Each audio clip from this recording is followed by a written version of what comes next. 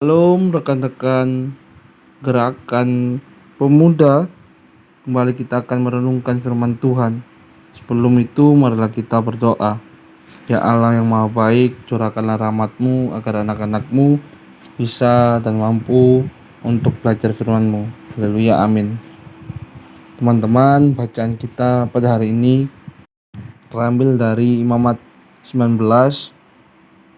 ayat 15 hingga ayat yang ke-18.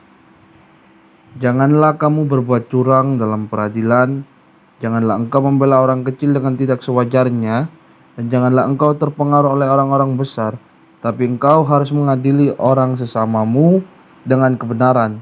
Janganlah engkau pergi kian kemari menyebarkan fitnah di antara orang-orang sebangsamu. Janganlah engkau mengancam hidup sesamamu manusia, akulah Tuhan.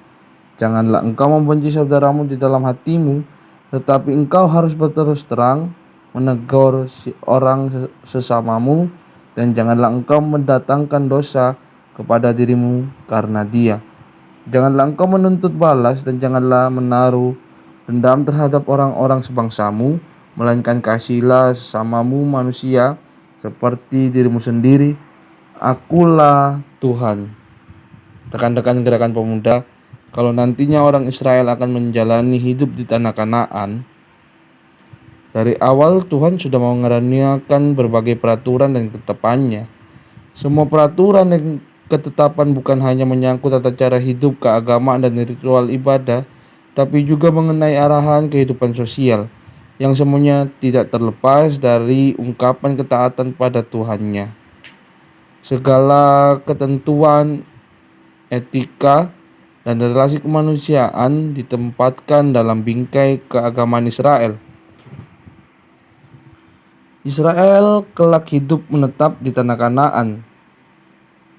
Mereka tidak lagi menjadi kaum pengembara. Meskipun demikian, ada sistem sosial kehidupan sebagai kaum pengembara yang patut dipelihara oleh orang Israel ketika mereka tinggal menetap. Singkatnya, sebagai kelompok keluarga pengembara, mereka terdorong secara kuat satu sama lain harus menjaga keutuhan, saling melindungi, dan tentunya tidak boleh mencelakai di antara mereka. Pola sistem sosial ini diperlukan karena mereka selalu berhadapan dengan para musuh. Pengalaman sebagai kaum pengembara yang terbangun untuk saling mengasihi memberikan dasar yang kuat untuk bertolak dari dorongan kasihilah sesamamu manusia seperti dirimu sendiri. Ajaran itu kiranya membentuk watak yang mewarnai setiap pikiran, sikap, dan tindakan penerimaan. Janganlah rasa benci dan dendam akhirnya membuat dirinya tidak objektif, curang, tidak jujur dalam menilai persoalan atau perkara. Akibatnya ia memutar balik atau memperalat kebenaran untuk kepentingan atau keuntungan dirinya. Misalnya, fakta kemiskinan dibela tetapi dimanfaatkan untuk memeras yang lain demi keuntungan dirinya.